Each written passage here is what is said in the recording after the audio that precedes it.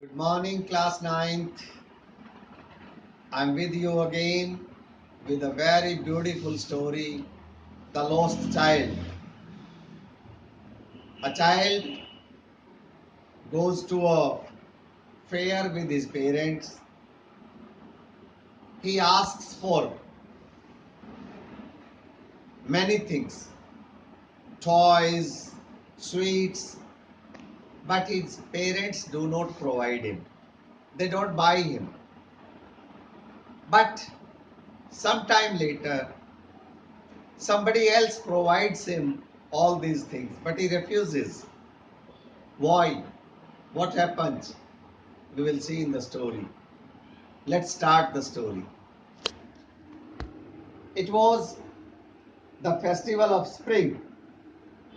From the wintry shades of narrow lanes and alleys emerged a gaily clad humanity.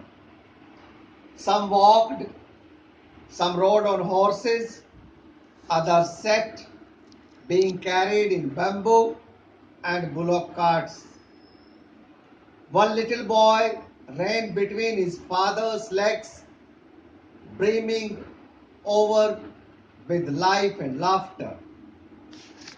Come, child, come, called his parents as he laughed, as he lagged behind, fascinated by the toys in the shops that lined the way.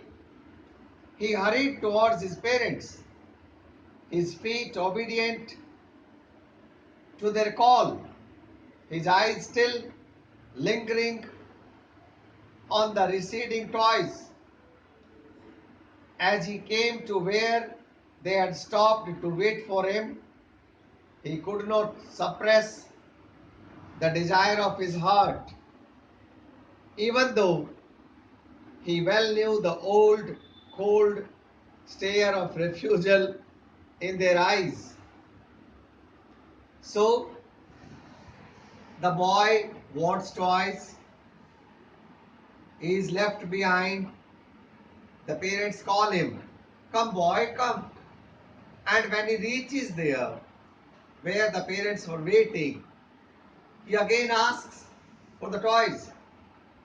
Although he knows that as soon as he asks for the toys, his father would give him a stare.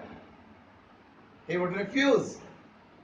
But still, the boy is unable to suppress his wish, and therefore he asks. What happens? Let us see in the story. I want that toy, he pleaded. His father looked at him red-eyed in his familiar triant way. His mother, melted by pre-spirit of the day, was tender and giving her finger to hold, said, look, child, what is before you? It was a flowering mustard field, pale like melting gold, as it swept across miles and miles of even land. A group of dragonflies were bustling about on their gaudy purple wings, intercepting the flight of a lone black bee or butterfly in search of sweetness from the flowers. The child followed them in air with his gaze till one of them would still its wings at rest, and he would try to catch it, but it would go fluttering, flapping up into the air. When he had almost caught it in his hands, then his mother gave a cautionary call. Come, child, come, come on to the footpath. So the child wants the toys. The parent asks him to look front on the fields. The fields up to miles were beautifully giving a natural pale color, and everything looked golden. It was so beautiful. The butterflies, the other insects, that the child forgets his toys and he starts playing with those insects. Let us see further what happens. He ran towards his parents gaily, walked abreast of them for a while, being, however, soon left behind, attracted by the little insects and worms along the footpath that were teeming out from their hiding place to enjoy the sunshine.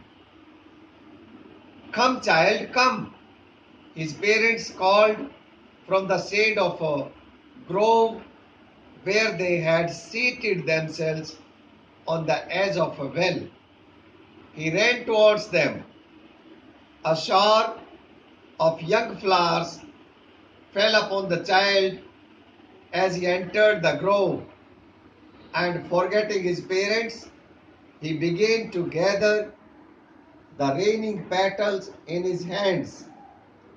But lo, he heard the cooing of doves, ran towards his parents, shouting, "The dove! The dove!" The raining petals dropped from his forgotten hands. Come, child, come, they called to the child, who had now gone running in wild capers round the banyan tree. Gathering him up, they took the narrow and winding footpath which led to the fair through the mustard fields. So we saw how the child enjoyed the mustard fields, how the child started playing with the insects. The parents were sitting in the shade. They called him again, and when he reached there, he was again busy playing. So that is how every child behaves. Let us go further and know what happens further.